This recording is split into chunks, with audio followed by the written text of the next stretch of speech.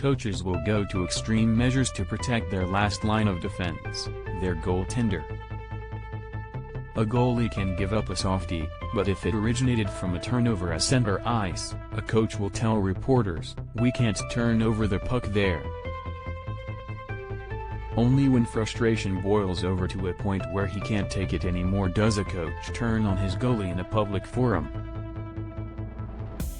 For head coach DJ Smith and the Ottawa Senators, that moment was Wednesday night, Thursday morning in the East, after Matt Murray gave up 4 goals on 27 shots as the Senators lost their 9th game in the past 10. 2 empty netters made a very even game seem lopsided, 6-3. The shots were even, 29 apiece. Smith wasn't even asked about his goaltending. He went off anyway. "Last straw time. We deserved better, a point or two," Smith said. The difference tonight was probably their goaltending. He was just getting started. When the team's cover analyst, Gord Wilson, asked Smith about getting back to work today, to work on the details, Smith shot back, "I didn't mind our details. I just think we've got to get someone to take the net and start to win us some games when we give that effort. We need someone to get in there and hold us right now. We're a young team that needs someone to steal one for us, probably," Smith said. If that outburst was cathartic for the coach, it also expressed the sentiment of the fan base in Ottawa. A 2-time Stanley Cup winner with the Penguins, Murray has been a colossal bust since joining the Senators in the fall of 2020 via trade from Pittsburgh. The pandemic delayed the start of the 2020-21 season until January.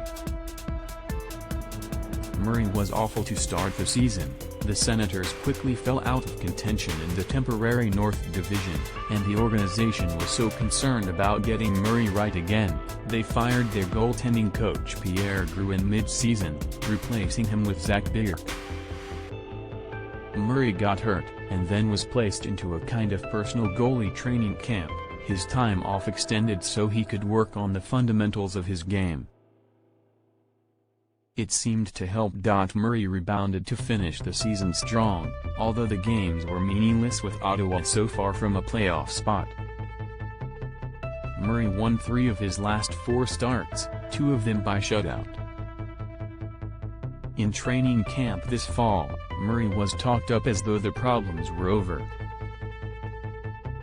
But the Murrayisms continued. He got sick with a non-COVID-19 virus that was running through the team during the preseason. He came back but was still probably not at 100%. Then Murray was injured yet again, this time after lunging forward for a puck only to bang his head on Chris Kreider's knee.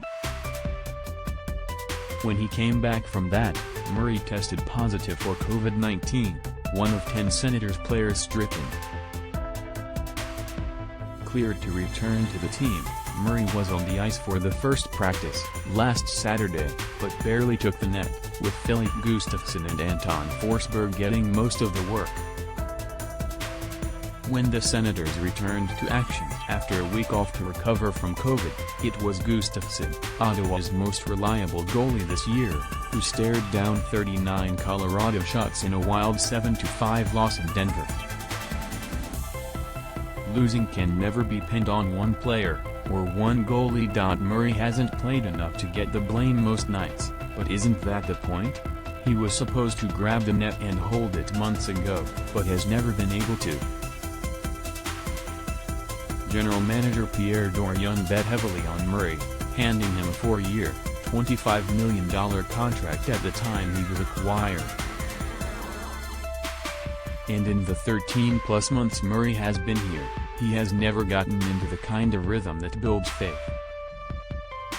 This year's Murray line is a nightmare, 0-5 record, tied for 69th in the league, a 3.27 goals against, 43rd, and .890 save percentage, tied 43rd. If Murray was a backup or a third stringer, that would be one thing. In fact, he is the supposed starter relegated to third string by his play. That Murray is the third highest paid player on the roster is simply untenable. Good luck moving the $6.25 million owed to Murray for the next 2 seasons. The only reputation Murray is building here is the knack for letting in at least one bad goal every game. 2 or 3 of the first 4 Sharks goals were questionable, but the second goal, by Thomas Hartl, simply had to be stopped, a wrister from the face-off dot, beating Murray short side. The Nick Bonino goal, to tie the game 3-3, leaked under Murray's arm. And he didn't move on the winner by Timo Meier from far out. He may have been screened. Brady Tkachuk, the new Senators captain, was notably kinder than the coach concerning the goaltending. Whatever goalie is in net, we have the utmost confidence and we'll do anything to support them, Tkachuk said, trotting out the party line. We've just got to limit the chances as much as we can. There's always excuses. Murray hasn't played much. He has had lousy health, bad luck, injuries.